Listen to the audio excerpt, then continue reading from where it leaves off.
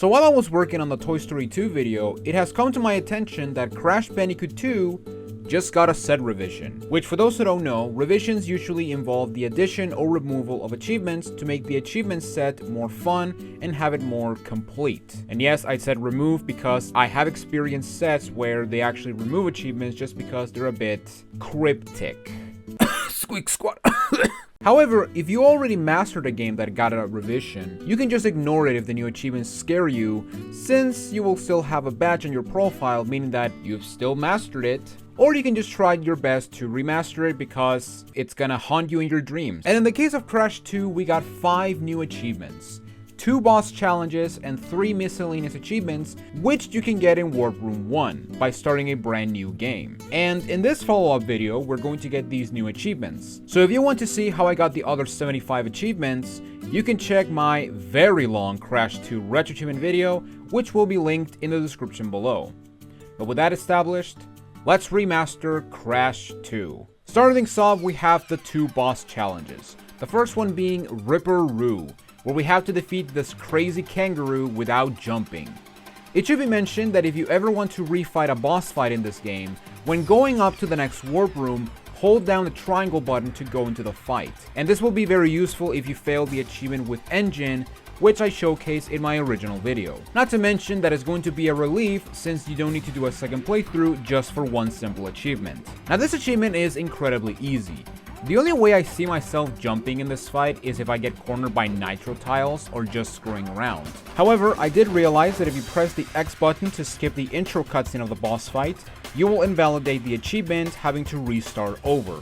So be patient and let the cutscene play. But overall, if you stay in every safe spot as soon as Roo starts making tiles, which is always predetermined by the way, we will get You Got the Dud on our first try.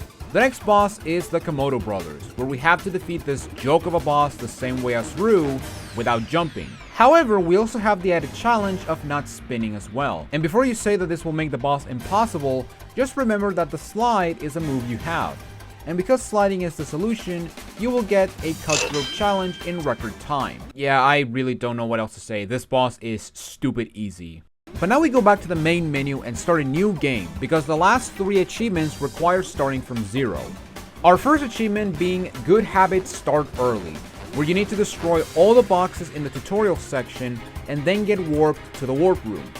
This is a very simple achievement, but you want to remember that if you decide to skip the opening cutscene, you will also skip the tutorial area. So have the intro play in the background, and once you take control of Crash, go through the tutorial breaking all 10 boxes, and once you reach the end portal, you will get the achievement.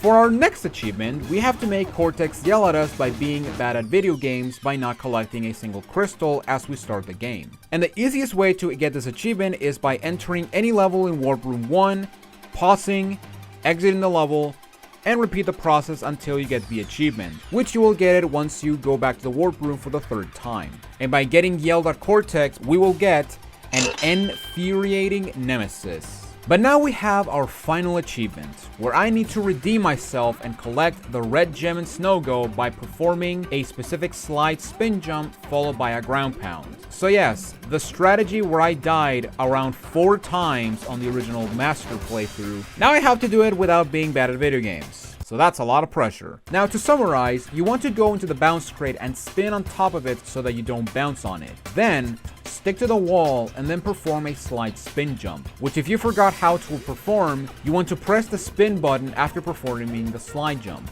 The reason as to why you want to spin is because by doing a slide spin jump, you will gain extra height with your jump, making platforming in this game very easy. And after making the slide spin jump, here's where we get to the hard part.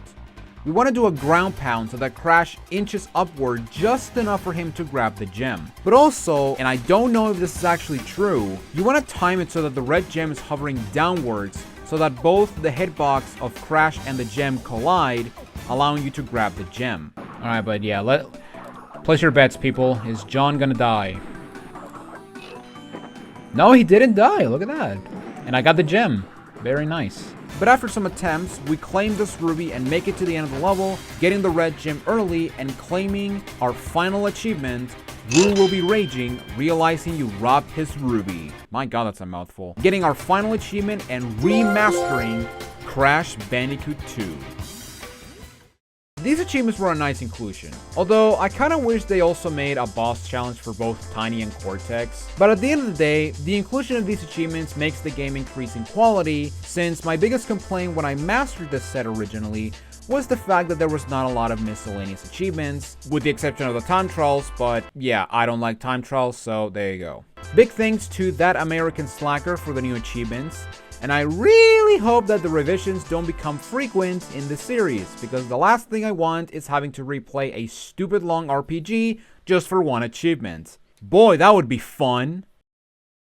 Thanks for watching this revision video for Crash 2. If you want to see the other achievements that I got for this game, make sure you check the video in the description below or at the end right here. And if you enjoyed this video, make sure you subscribe for more Retro Achievement content. And if we make it to 500 subscribers, I will master Super Mario Kart, a game that invokes fear in my soul. But thankfully, if we reach 1,000 subscribers, we will play Super Mario Eclipse, a game that fills me with joy because it's Mario Sunshine, my favorite 3D Mario game. And yes, I will die on that hill. And as for the next video, I did mention that it was going to be Toy Story 2 Buzz Lightyear to the Rescue for the PlayStation 1, and I'll hopefully have that video before Silksong comes out, because yeah, when that game comes out, I'm gonna be all over it, because come on, it's Silksong. I already love Hollow Knight, and as a Metroid fan, I want more Metroidvanias. But anyway, that's all I got for you today.